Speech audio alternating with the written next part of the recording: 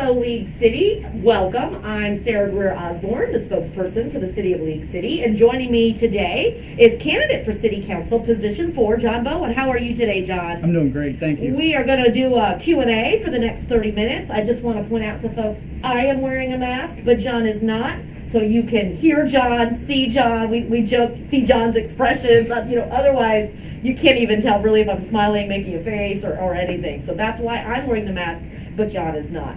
So for the next 20 minutes, actually 25 minutes, we're going to talk about some topics that were submitted to you beforehand. Mm-hmm. And then we're going to do the rapid fire questions that were submitted by our residents. We had over almost 20 submitted. We put them all in here, so any candidate, we put them back in, so you never know what you're going to get. But let's just start off with your overall background. How long have you lived in League City? Your family, your education? Let's start with that. Well, we've lived in League City for 14 years. My wife and I have been married for 18 years.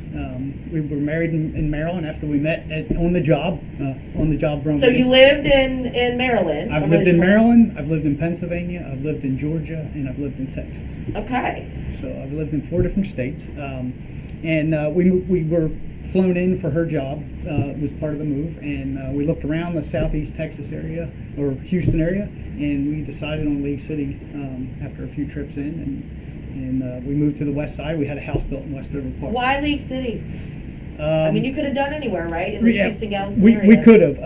Really, it was the quality of life that we saw, the beauty of the city. Coming from Savannah, Georgia, we were used to the oak trees and the Spanish moss. Now, we don't have a lot of Spanish moss here until you get right on the creek, but the oak trees really reminded us of what we loved in Savannah and the peace and that the trees offer. So it was, and being close to the water, and it's strategically located. League City is just a very... So you and your wife yes. Move here. Any kids? No kids. No Never had any kids. Knew young, I didn't want them, and it was, I guess, fortunate or unfortunate, however it works out. But that's something I set my goals on. Well, let's talk a little bit about your education and career. So we know about you and your family and what brought you here. But talk about a little bit of what is your professional background and your education and what frankly you do for a living, or do you still work or not? Well, I am retired, but I don't know if that's a real word anymore because you're always finding something to do somewhere. I started out at a high school. In high school, I was a machinist apprentice program. And graduated from high school, went in the Army, did my time in the Army. So you're a veteran? I am a veteran. Came out of the Army and went to work for a local government, county government. So I was in the roads and bridges crew.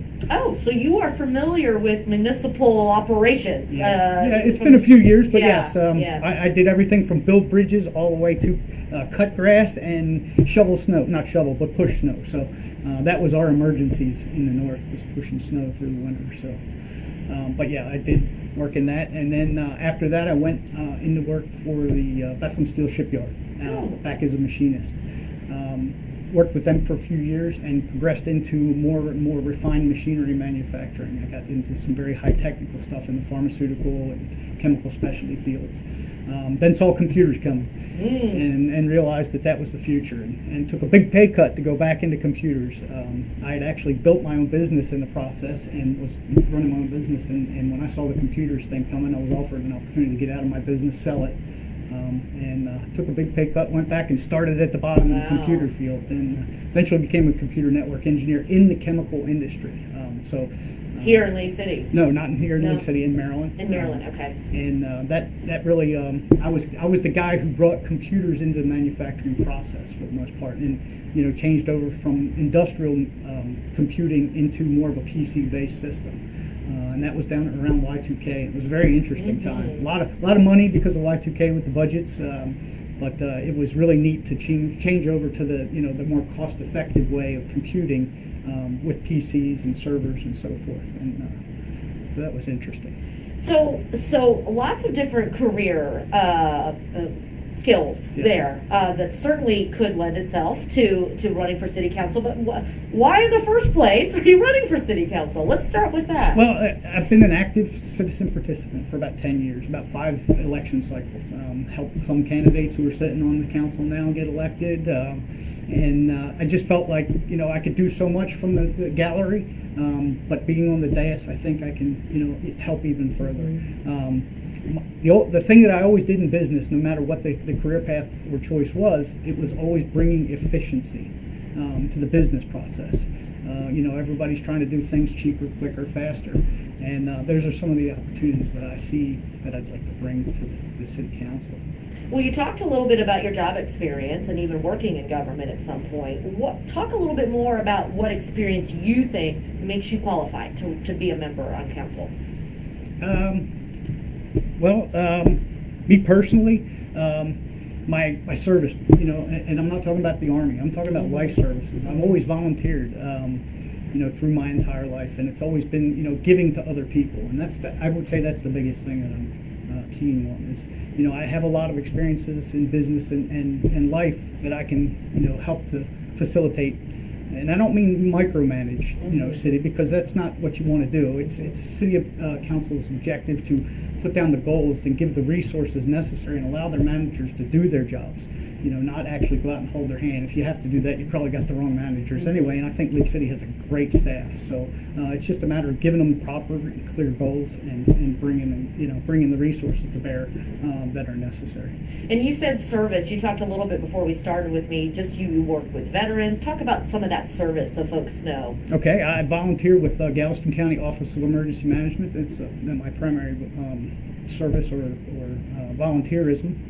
I've been doing it for several years, and through the storms, we're anything from answering phones to knocking on doors to get people to evacuate.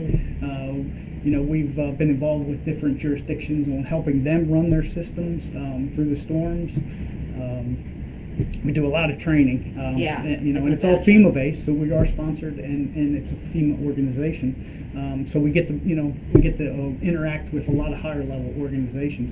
I would never consider myself a first responder. They're a special breed, and I'm a little old to get into that field. But I am an emergency responder, and I have extensive first aid training and FEMA certifications. Great. Incident command system, which is something that every organization runs under. Very familiar with that. With all these storms we've been getting. I'm sure being the PIO for the city is very important, and the documentation that's required. And I often get on a task of controlling the media because they always want to ask questions, and there's time and a place for that. And yes, it's important to give the information, but if you have them rapid firing questions at you, you're not getting anything done. So we have regular press conferences, and I'm pretty good at keeping them controlled into one room and helping out in that situation. Good. I might have to call on you in the future just for my own. Also, you brought up the veterans thing. I am now certified to be a veteran mentor for the Galveston County Veterans Court. And that's a second chance opportunity for a lot of veterans that have had a little brush in with the law, but because they're veterans, they're given a special program that they can go through. It's about a year long, and if they meet all the requirements, it doesn't impact their record. So it gives them that clear path going forward. And I would say a very good portion of them make it through, and it really changes their lives because they rely on their mentors to help them through that and guide them, show them that there's another way in some of the situations that they have to deal with. Well, thank you for your service to really our community, the Galveston County area. So thank you for that. Let's switch over to the overall platform and issues you want to see addressed if you're elected. One of the big things that I'd like to say is I want to keep League City the best. Our quality of life here is second to none. I mean, I've had opportunities to work with different jurisdictions around the area, and I would put us second to none in the area. That's a big part in due to the police department and the safety they provide. Public safety is the primary concern of any city or any local jurisdiction. The fire department with their ISO 1 rating, the police department giving us that top 10 rating in crime statistics under the FBI crime statistics.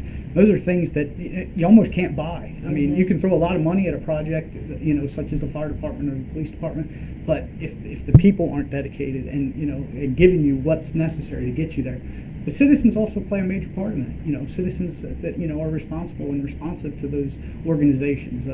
We have a great League City environment for those organizations. There's no disrespect to the police officers. Citizens go out of their way to respect them and show them the love that helps get them through the job. They're not great paying jobs, but they're a calling more than a job. One of the things that I really want to bring is lost opportunities. We've had a lot of projects that go through the system. We spend a lot of money as a city developing plans and building out opportunities and projects. And I think that there's some opportunities there for us to go back and look at those projects. Not a finger pointing thing at all, never.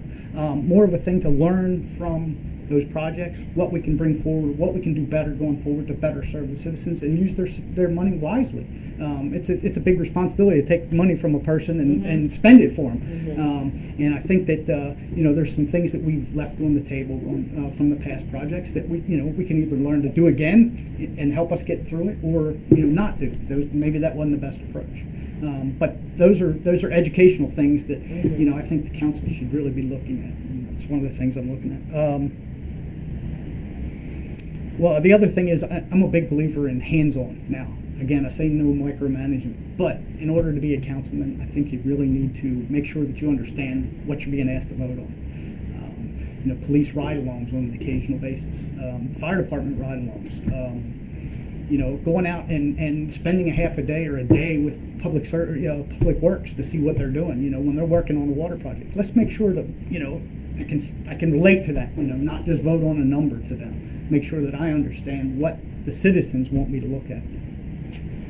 So let's switch over. I know, check your notes. Oh, yeah. I'm all about cheat sheets. I got mine too, okay? I don't want to look too much. But. Yeah. So let's switch over and just talk in general. What do you think League City's strengths are as a city, and what are our weaknesses, do you think? Well, the strength absolutely is quality of life. I mean, it's just the beauty of the city. And I'm going to relate to a real estate agent. Location, location, location. If you could draw up a location for a city, you couldn't have drawn a better map than where League City is located. We're halfway between a major metropolitan area and a beach. We're on the Clear Creek Lake. We have opportunities in transportation. We have major thoroughfares, 45, 146, and eventually Grand Parkway. We have rail lines. I mean, there's just nothing that League City doesn't offer at this point. And I think that's one of the greatest strengths we have. Now over to weaknesses, or you have another more strengths? Yeah, just one more is our safety. Again, with the fire department, police department, the services they offer. And I always have to remind people, all volunteer fire department. A lot of folks don't absolutely, even understand. A lot of folks who have lived here 10 years, when I tell them that, are like, what are you talking about? Right. So. I brag about that when I travel, and I've also lived under volunteer fire departments in the past. I've lived in some rural areas. One volunteer fire department was our social outlet on Friday nights. We all got together for potluck dinners and hung out in the parking lot as associate members. It was cool. We could join our $50 a year, and we weren't really firefighters, but it was just fun for everybody to get together and hang out. That's the kind of community I like. Weaknesses.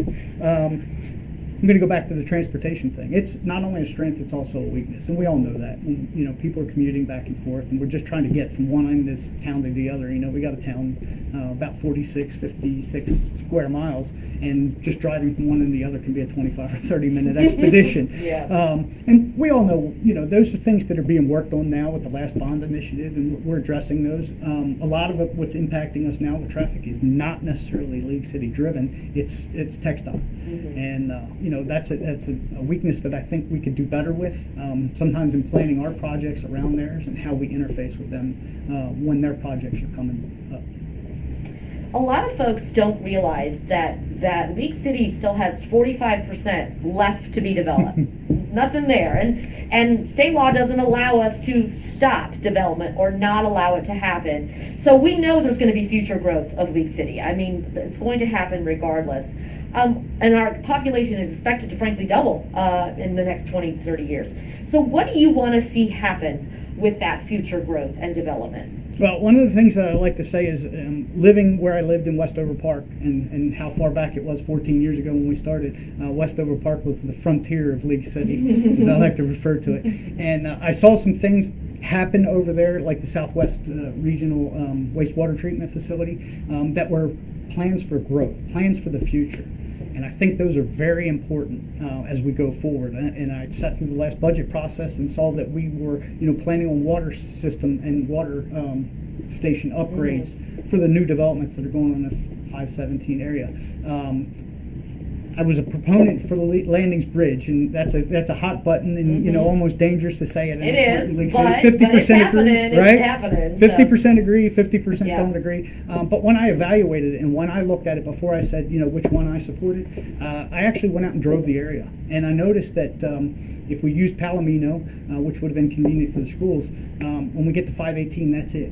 We'd have to drive through a neighborhood at that point. Where the Landings Boulevard goes all the way through to the south, and it can go all the way through to 517 without really any major neighborhood interruptions. And I thought that was important because, we look at the future and we always say, oh, we're planning for the future, but we were only addressing the 518 needs for the west side. And I thought, right now we're building two bigger developments on the 517 corridor, and what's going to happen with the north-south thoroughfare. I think Hobbs north-south thoroughfare is important, but I think that Landings Boulevard is actually more important going forward as we stand today.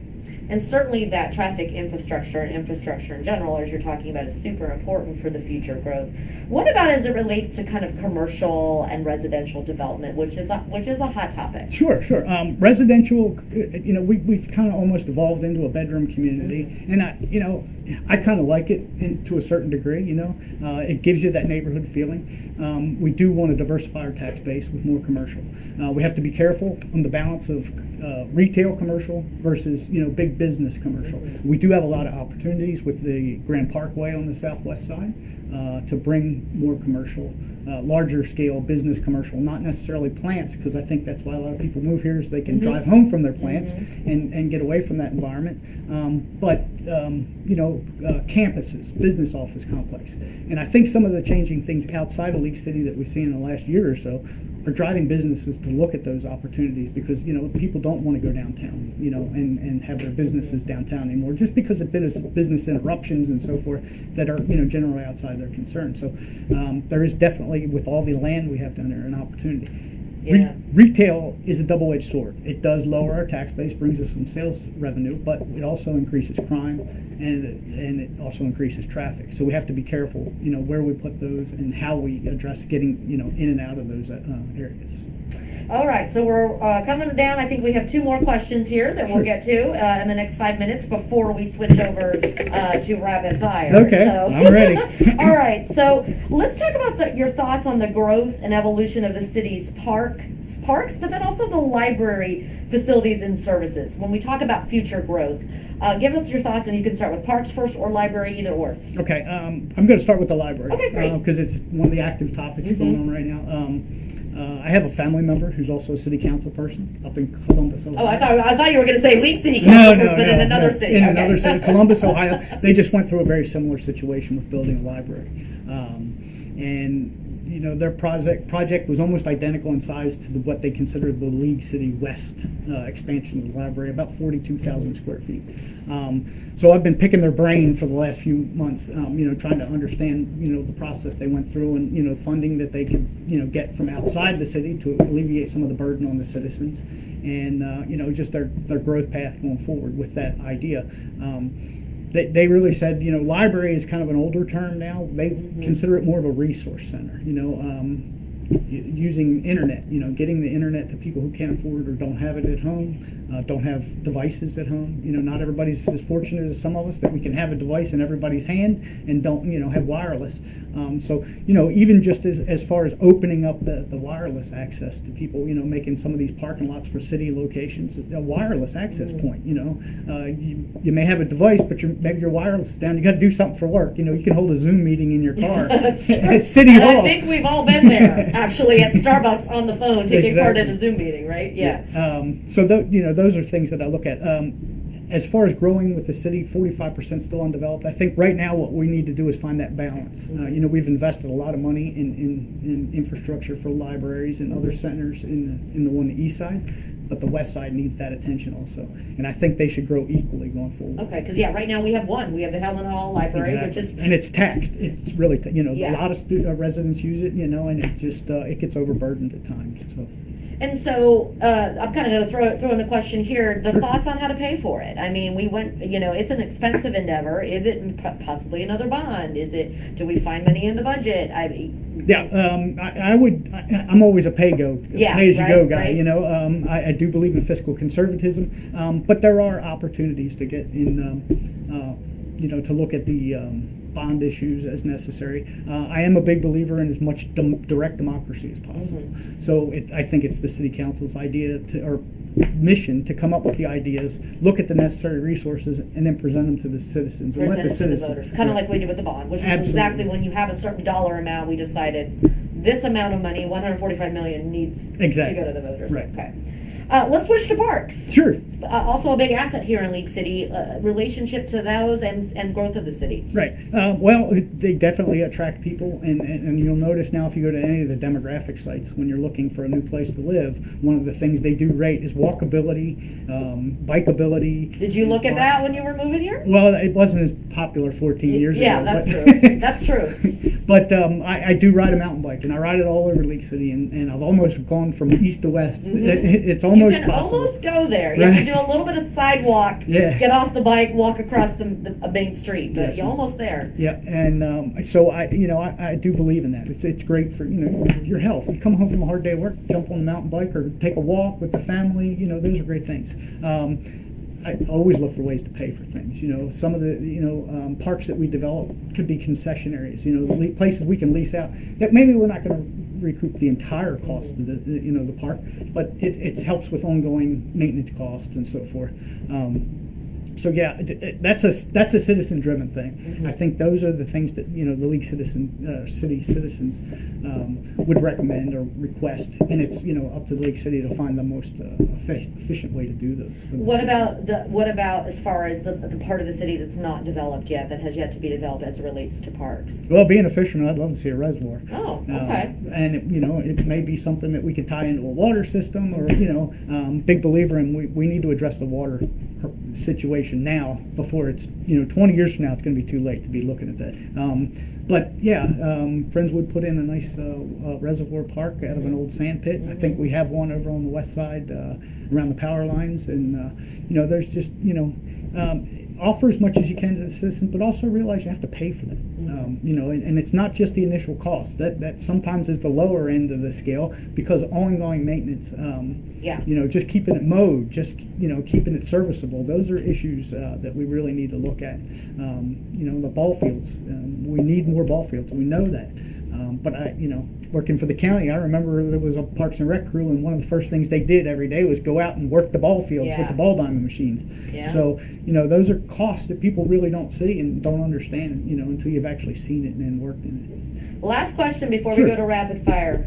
Thoughts on the impact of COVID on the city, and how do we move forward as a community? I think the absolute most important thing that we can do as a city is consistent messaging and consistent enforcement. And I don't mean that from a police standpoint. I just mean that when you make a recommendation that a restaurant can only have 25 or 50% of the people in there, and you give them social distancing guidelines, mask guidelines, why can't we do that also for churches?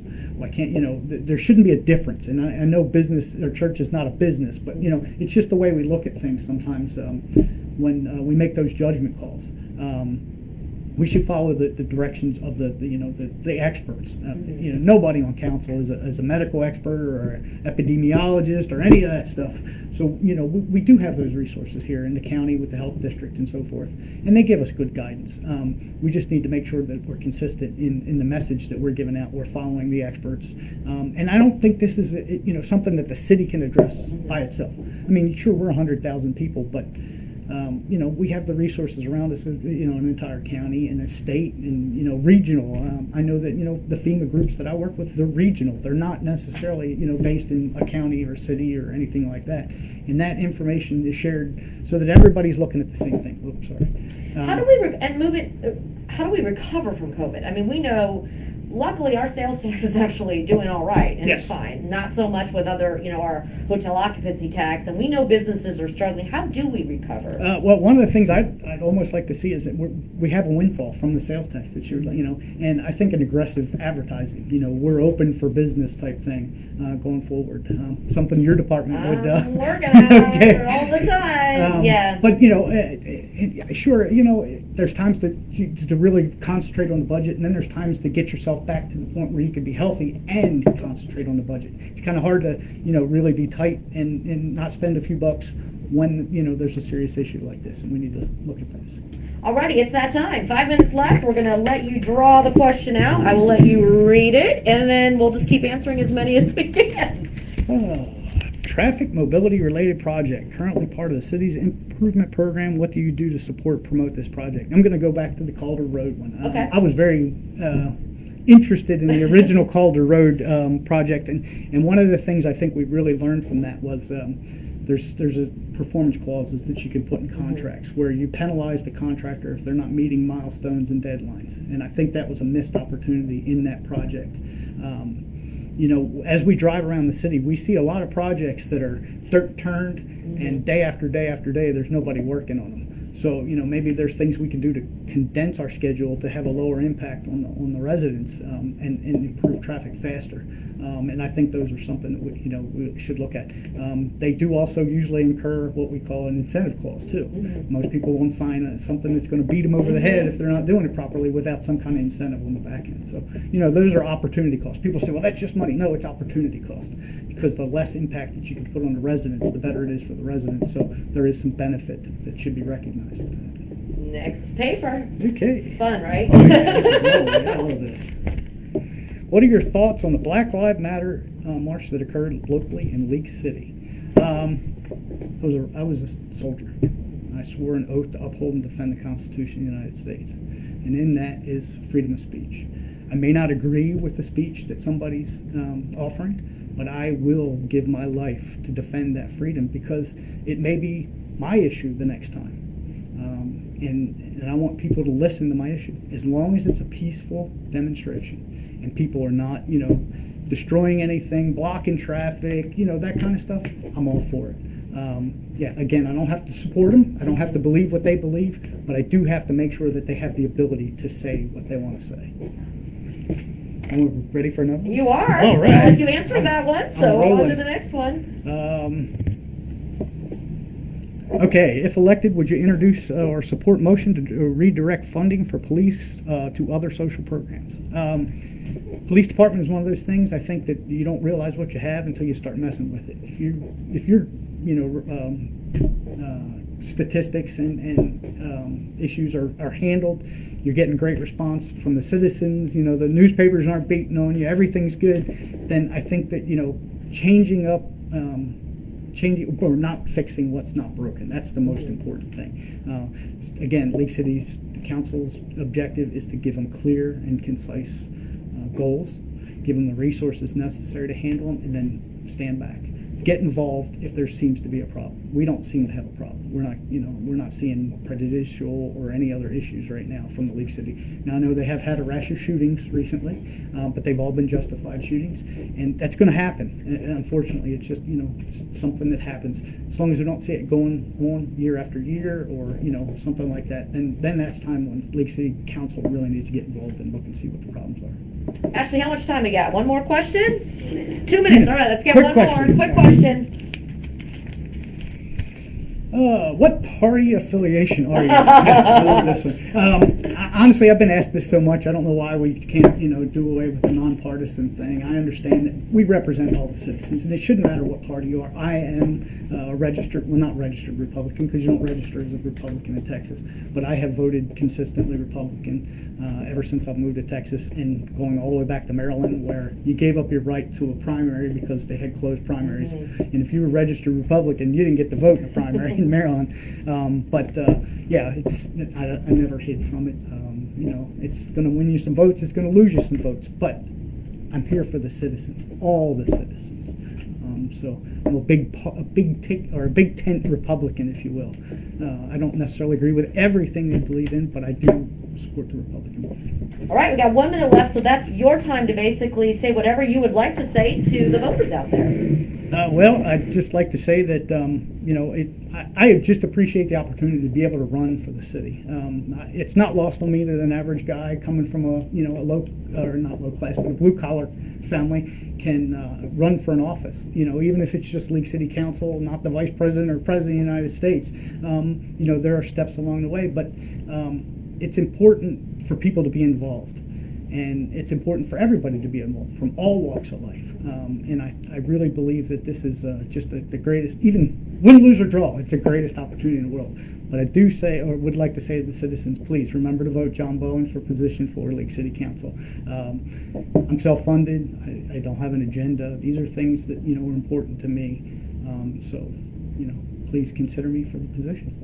Thank you, John, so much for joining us today. We're going to be interviewing all 7 candidates. There's 2 more for position 4, so you can stay tuned on Facebook for those interviews. We're also going to be posting this on the city's website and on our Municipal PEG channel as well. But I think most important thing we want to tell people is vote, vote, vote. Absolutely. Obviously the presidential election is a hot item right now, but really the most impact you can have on as a resident, the most impact on things that affect your daily life really is at city council level, and school board level as well. Right. We'll throw that out there. So remember to vote, League City, and I'll see you next time for another Lunch and Learn candidate profile. Thanks again, Mr. Bowen. I appreciate it. Thank you. I appreciate it.